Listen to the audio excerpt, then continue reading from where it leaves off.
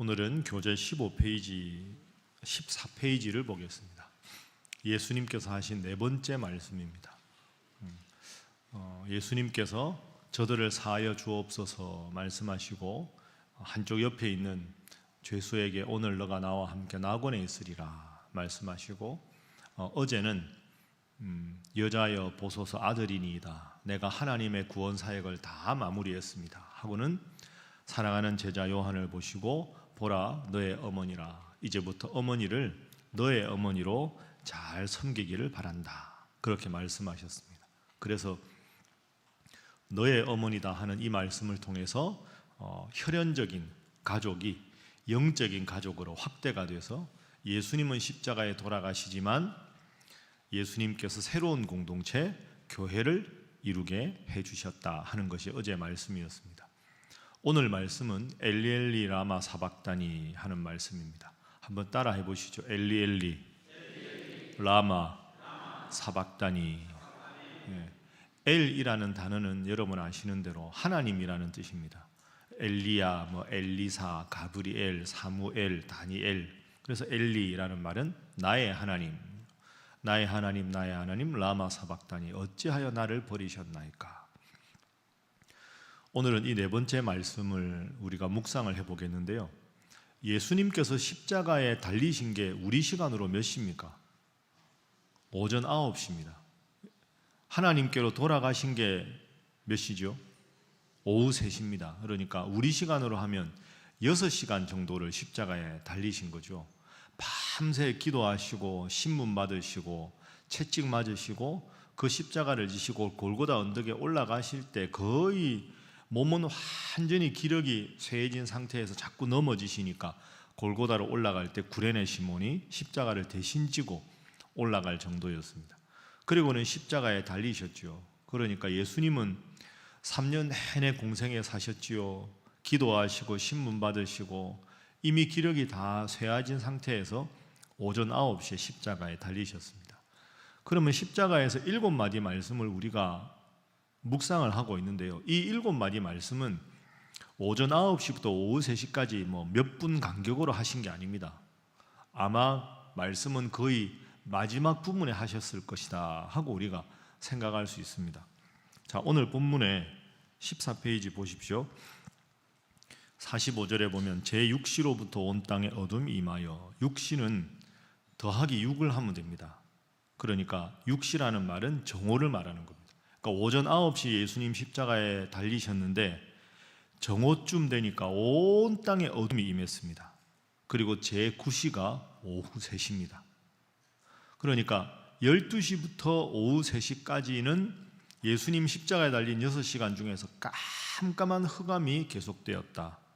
그리고 46절 제9시쯤에 예수께서 크게 소리질러 이르시되 엘레리 라마 사박다니 하시니 이는 곧 나의 하나님 나의 하나님 어찌하여 나를 버리셨나이까 하는 뜻이라. 예수님 돌아가신 게 제9시인데 오후 3시인데 제9시쯤에 엘레리 라마 사박다니 이 말씀을 하셨다는 말씀은 앞에 세 말씀은 모르지만 이 엘레리 라마 사박다니 그리고 내가 목마르다 다 이루었다 아버지의 내용을 아버지 손에 부탁합니다 이 말씀은 거의 운명 직전에 하신 말씀입니다. 그래서 46절에 제9시쯤에 하는 말은 돌아가시기 직전에 이 말씀을 하셨다. 나의 하나님 나의 하나님 어찌하여 나를 버리셨나이까. 여러분 이 말씀을 하실 때 하나님 마음이 어떠셨을까요? 우리가 자식을 키우는 입장에서 생각을 해보면 정말 그 하나님 입장에서도 너무너무 힘드시지 않았겠습니까? 나의 하나님 나의 하나님 아버지 내가 왜 여기서 십자가에서 죽어야 합니까? 큰 고통에 그 절규를 하십니다. 그래서 보통 신학자들은 이 예수님의 절규와 이 고통을 창조세계 바깥의 고통이다 이렇게 말합니다. 무슨 말이냐 하면 아이가 다치거나 하면 엄마나 아빠가 이 아이를 보살펴 줄 수가 있잖아요. 상처를 닦아줄 수도 있고 약국에서 약을 살 수도 있고 병원에 데리고 갈 수도 있는데 아빠 엄마는 그런 능력이 있죠.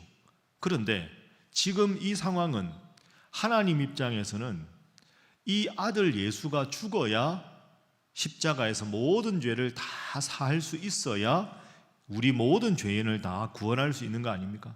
그러니까 하나님이 지금 능력이 없으신 게 아니라 십자가에서 지금 외마디 절규를 하시는 아들 예수님을 십자가에서 당장 내려오게 하실 수도 있는데 그 예수님보다 어쩌면 우리를 더 사랑하셔서 하실 수 있으나 안 하시는 거죠.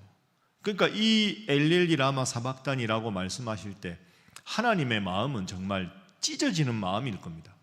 하나님은 예수님을 구원하실 수 있으나 구원하지 않으시는 거죠. 왜? 우리를 죄로부터 구원하시기 위해서.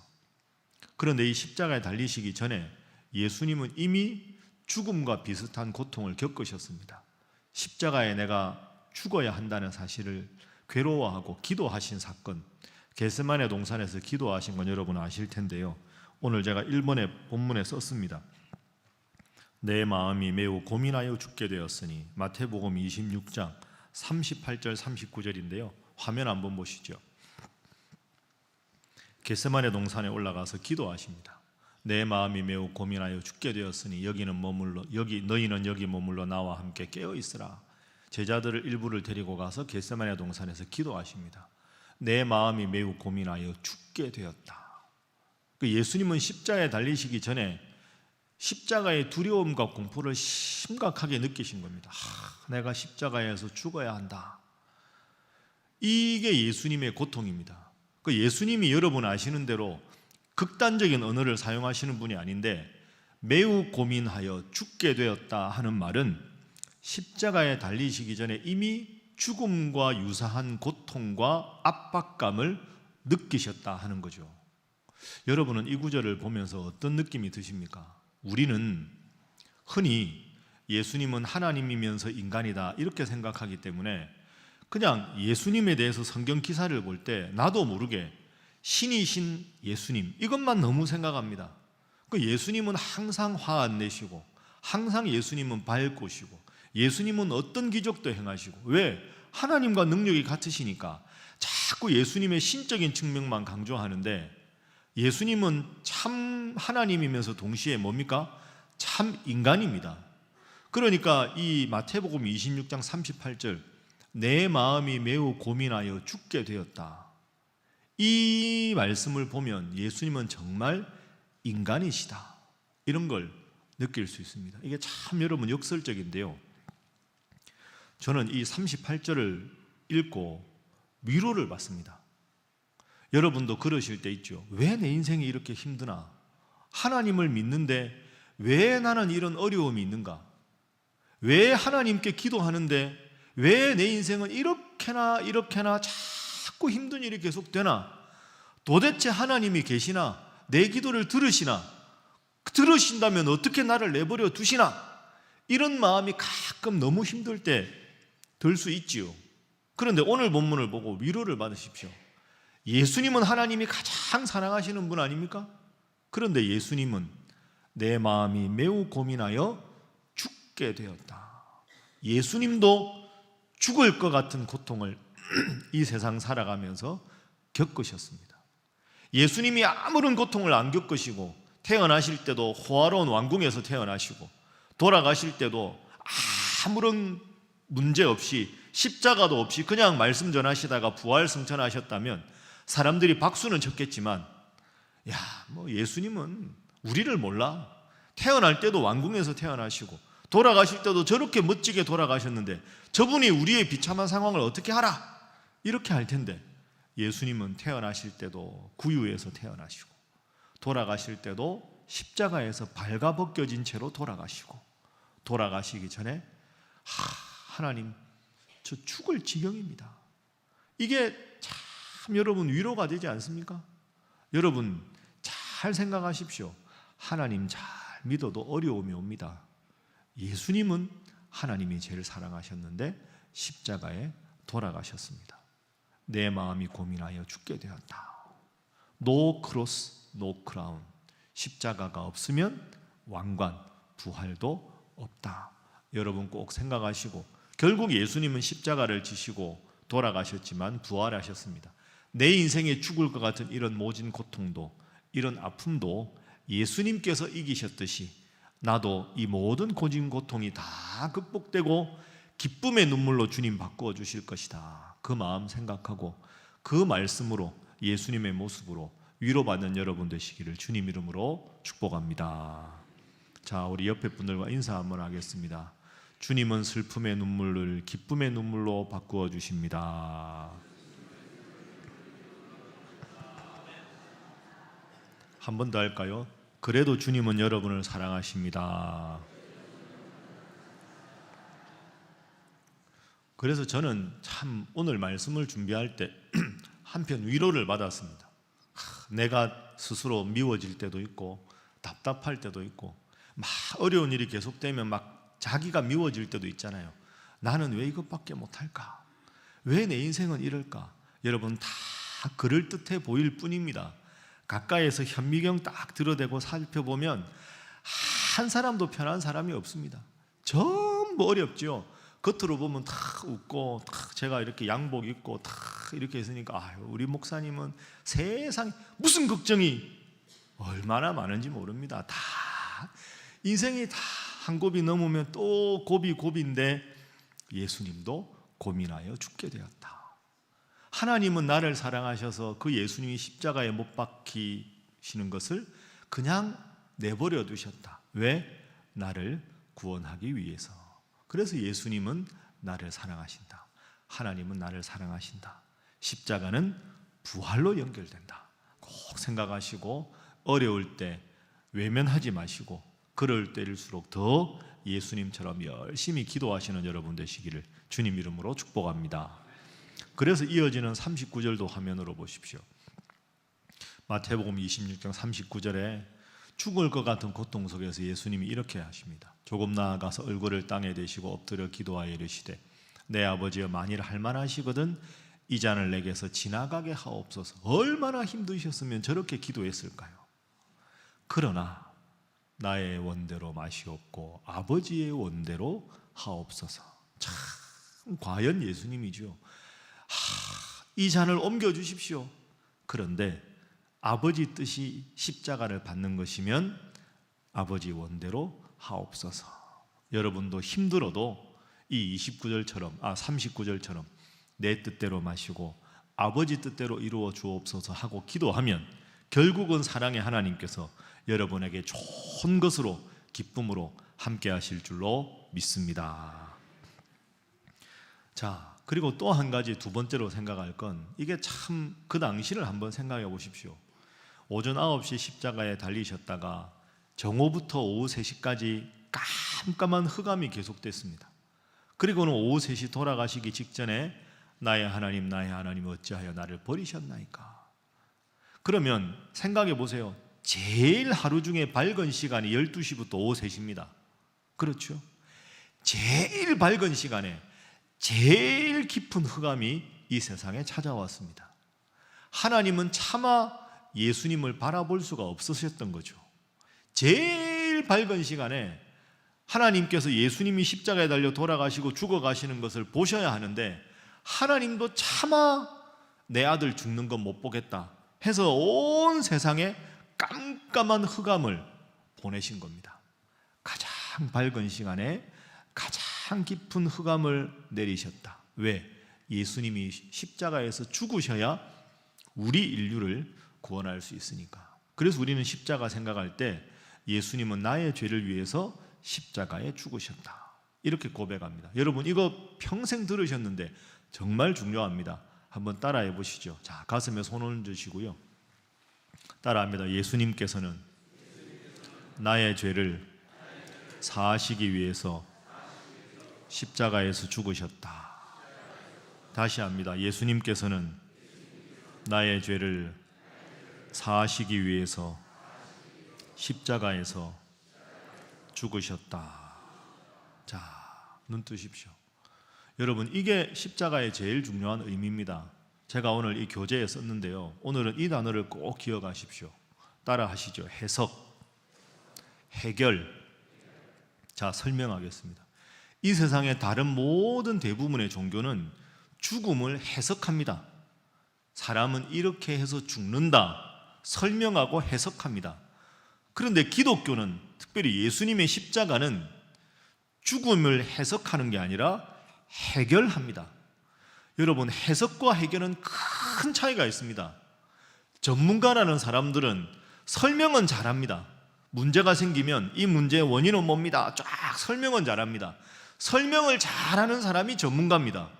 그런데 해결 못하면 설명은 아무런 의미가 없습니다. 세상의 모든 종교는 사람은 왜 죽는가, 사람은 태어났기 때문에 죽는다, 사람이 죽는 이유는 이런 거다. 의학 박사들도 다 죽음의 원인을, 이분이 돌아가신 건 이런 이유다, 저분은 이런 이유다, 이 세상 사람들이 제일 많이 돌아가시는 이유는 이런 거다 통계내고 전부 해석하는 거죠. 과학도 죽음을 해석하는 것이고요, 철학도 죽음을 해석하는 것이고, 종교도 죽음을 해석합니다. 그러나 그 어떤 철학도 사상도 종교도 죽음을 해결하지는 못합니다. 죽음을 해결하는 유일한 종교는 우리가 믿는 하나님, 기독교인 줄로 믿습니다. 죽음을 해결하시잖아요. 나의 죄를 위해서 예수님 십자가에 죽으셨다. 그래서 나는 죄로 죽을 수밖에 없으나 죽음을 딛고 부활해서 저 천국에서 영생한다. 여러분 믿습니까? 죄의 삭은 사망이다. 우리 모든 인간은 죄를 지어 죽을 수밖에 없다. 그러나 하나님을 믿는 믿음은 예수 그리스도 안에 있는 영생을 준다. 예수님이 내 죄를 지고 십자가에 죽으셨으니 그것을 믿으면 우리는 예수님처럼 부활해서 저 천국에서 영원히 사는 줄로 믿습니다. 이게 기독교 복음이 제시하는 죽음에 대한 해결책입니다. 해석이 아니라 해결이지요. 예수님은 내 죄를 지시고 십자가에 죽으셨다. 여러분, 제가 자주 말씀드리는데 이게 워낙 중요하니까 다시 한번 간단하게 정리를 해보겠습니다. 이 세상 모든 사람은 죄 없이 살 수 있는 사람이 한 사람도 없습니다. 전부 죄인입니다. 죄를 얼마나 짓느냐 양의 차이는 있지만 죄 없는 사람은 한 사람도 없습니다. 그런데 이 죄를 가만히 보면 하나님은 이 죄와 함께 하실 수 없습니다. 그러면 죄를 내가 해결해야 천국 가는데 내가 죄를 안 지을 방법이 없습니다. 두 가지 때문에. 겉으로는 죄를 안 지어도 속으로는 온갖 죄악에 대한 마음이 생깁니다. 정죄하고 미워하고 악담하고. 마음의 죄는 우리가 해결을 못합니다. 30분 1시간 죄 안 짓다가도 화가 나거나 하면 나도 모르게 막 남에 대해서 막 정죄하는 마음이 생기고 미워하는 마음이 생깁니다. 겉으로 죄 안 짓는 게 아니라 속으로 죄 짓고 싶은 마음은 해결할 수 없습니다. 이게 죄를 해결하지 못하는 첫 번째 이유죠. 두 번째는 시간적으로 해결하지 못합니다. 여러분 지금 새벽기도 나올 때는 지금 죄 안 짓고 있지만 새벽기도 끝나고 돌아가 보시면 막 복잡하게 살다 보면 또 죄 짓습니다. 마음의 동기의 문제, 시간의 문제, 이 두 가지 죄를 해결할 수 있는 사람은 단 한 사람도 없습니다. 내가 하나님과 함께 영원히 천국에서 살려면 하나님은 죄와 함께 하실 수 없는 분인데 나는 죄를 안 지을 수 없기 때문에 하나님과 함께 할 수 없습니다. 그러면 죄를 내가 해결할 수 없으니까 예수님, 누군가가 내 죄를 문제를 다 해결을 대신 해주셔야 그분 때문에 하나님께 갈 수 있는 거죠. 우리가 강 이편에 살고 있는데 강저편이 천국이라면 이 강물을 거슬러 헤엄을 쳐서 가야 되는데 강물이 거셀 때는 우리가 못 가고 태풍이 오고 비가 오면 못 가는데 수영 못하면 못 가는데 예수님께서 십자가라는 크고 튼튼한 다리를 만들어 주셨습니다. 그러니까 우리는 걸어서 편안하게 그냥 이 다리를 건너서 하나님 계시는 저 천국으로 갈 수가 있는 거죠. 그게 죽음을 십자가를 통해서 강 이편에서 저 편에 있는 천국까지 우리가 예수님을 통해서 간다는 의미입니다. 비가 와도 갈 수 있고요, 바람이 불어도 갈 수 있고요, 수영 못해도 강저편에 가는 일에 아무 문제가 없습니다. 그래서 십자가는 죽음을 해결한 것이다, 해석한 것이 아니다. 여러분 지금까지 모든 지은 죄도 하나님 앞에 예수님의 이름으로 주님 저의 모든 죄를 용서하여 주옵소서 하면 과거의 모든 죄도 하나님께서 다 용서해 주시는 줄로 믿습니다. 지금 오늘 여러분이 짓는 죄도 주님께서 다 해결해 주실 줄로 믿습니다. 앞으로 지을 모든 죄도 주님께서 해결해 주실 줄로 믿습니다.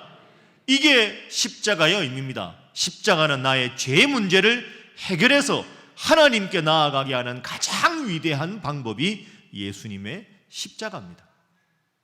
그런데 목사님, 과거의 죄를 용서해달라 그러면 해결한 것 믿겠는데 앞으로 지을 죄도 다 하나님이 해결해 주신다고요? 앞으로 무슨 죄를 지을지 모르는데, 여러분, 그런 뜻이 아니고요.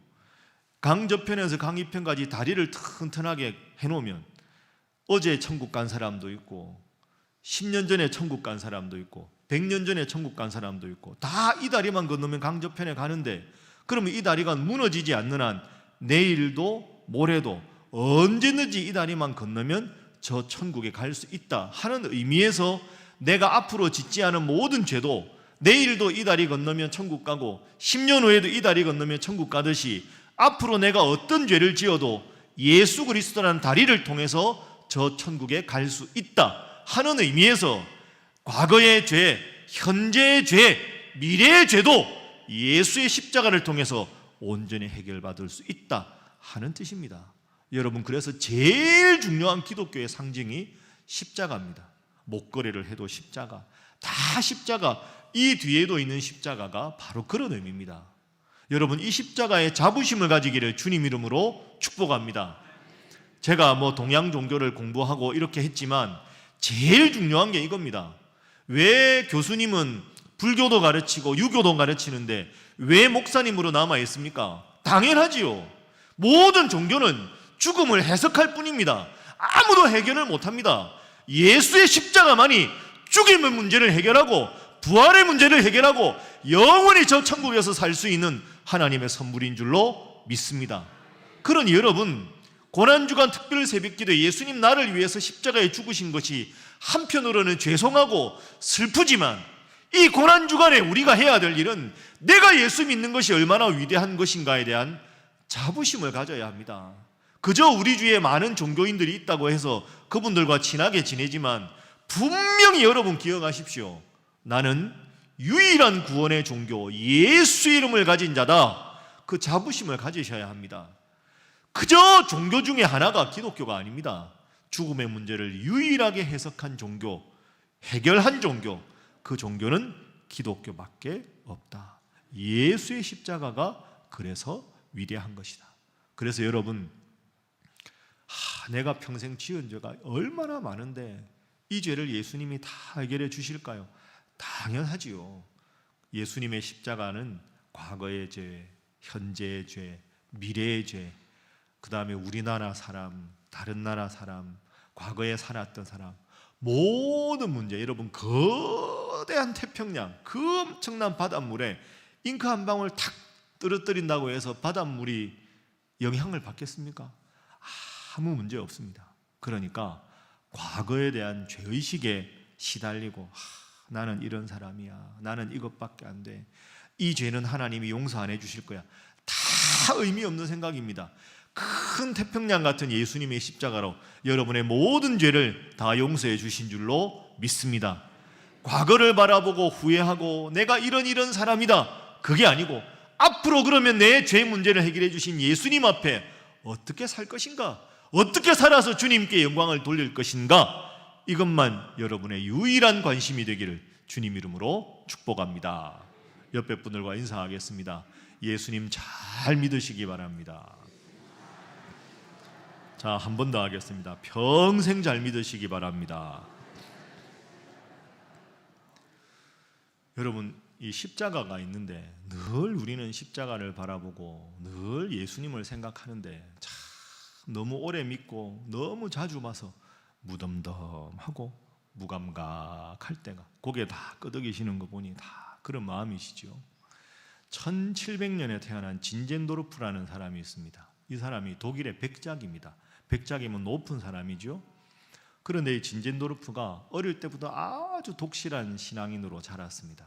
그래서 하나님을 위해서 선교하고 하나님 앞에 헌신하겠다고 하다가 젊을 때 법학을 공부합니다. 법학을 공부하다가 내가 하나님께 바쳐진 삶을 살아야 되는데 내가 이렇게 세상적으로 살아서 되겠는가 하는 젊은 시절에 고민이 생깁니다. 앞으로 주님을 위해서 어떻게 살 것인가. 한편에는 그런 마음이 있고 한편에는 세상에서 출세하고 사고 싶은 마음도 있고, 이 두 가지 마음 사이에 갈등이 일어납니다. 그러다가 법학을 공부하던 대학 다니던 시절에 독일 사람인데요.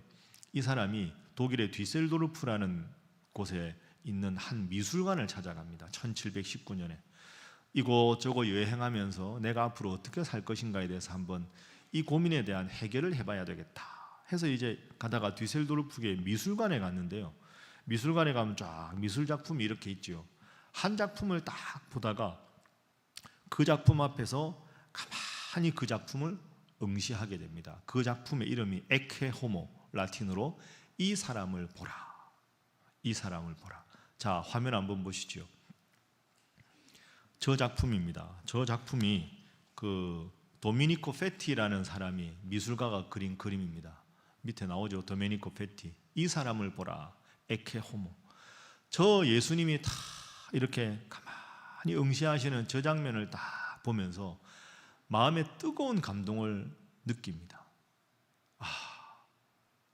예수님은 나를 위해 십자가에 돌아가셨는데 나는 뭘 하나? 그 제목이 이 사람을 보라. 그 예수님을 가만히 보면서 내가 이 예수님의 십자가, 이 예수님 나의 구원자인데 내가 이분을 위해서 무엇을 해야 되나?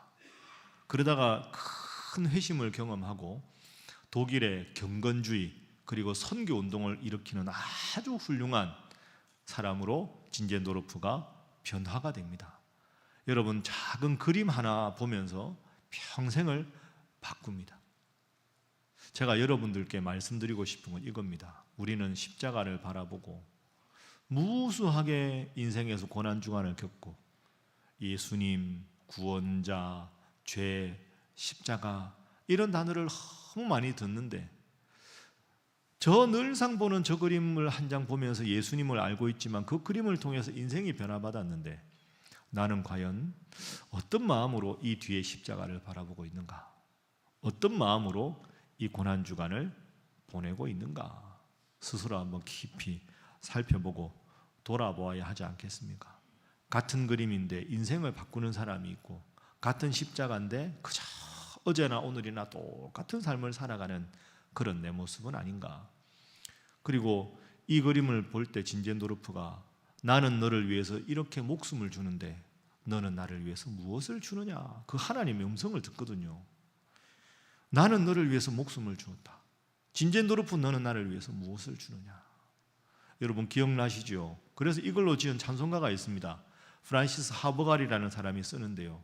이 같은 그림을 보고 내 너를 위하여 몸 버려 피 흘려 값없이 너를 위해 다 주었는데 넌 날 위해서 무엇을 주느냐? 그것도 이 그림을 보면서 그 눈물로 써내려간 시입니다.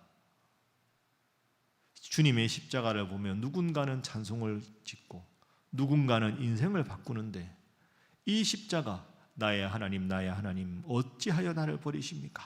하고 끝까지 외마디 절규조차 하나님은 외면하실 정도로 여러분을 사랑하셨는데 여러분은 이 고난주간을 어떻게 맞이하고 계십니까? 여러분은 이 십자가를 어떤 마음으로 바라보고 있습니까? 다시 한번 깊이 생각하고 내 죄의 문제를 해결하시고 죽음의 문제를 해결하신 예수님의 십자가 사랑합니다. 저도 주님 위해서 주님처럼 그런 삶을 살아가겠습니다. 결단하고 이 고난주간에 더욱더 주님을 사랑하겠다고 결단하고 주님에 대한 사랑을 고백하는 한 주간 남은 날들 될 수 있기를 주님 이름으로 축복합니다. 기도하겠습니다. 여러분, 이 시간에 우리가 십자가를 생각하면서 한번 스스로를 돌아보겠습니다. 저 십자가, 나를 위해서 지신 예수님의 십자가, 나는 어떤 마음으로 저 십자가를 바라보고 있는가? 나는 어떤 마음으로 이 특별 새벽 기도회에 참석하고 있는가? 예수님의 십자가가 나의 하나님 어찌하여 나를 버리십니까? 왜 나를 버리십니까? 하는 아들 예수의 그 절규조차 외면하실 정도로 하나님은 여러분을 사랑하셔서 오늘도 이 자리에 오게 하셨습니다. 나는 그 하나님을 얼마나 사랑하는가? 나는 그 예수님을 얼마나 사랑하는가? 주님의 핏값으로 사신 이 신일교회를 어떤 마음으로 섬기고 있는가? 나는 과연 누군가를 위해서 십자가를 지는 주님 보여주신 삶의 모습을 실천하며 살아가고 있는가? 주님, 이 시간 저에게 찾아오셔서 주님을 더욱더 사랑하고 십자가의 의미를 더욱 깊이 느끼는 이 새벽 시간 되게 하여 주시옵소서. 우리 다 함께 주님 앞에 기도하겠습니다. 주여 믿습니다. 주여 믿습니다. 주여 믿습니다.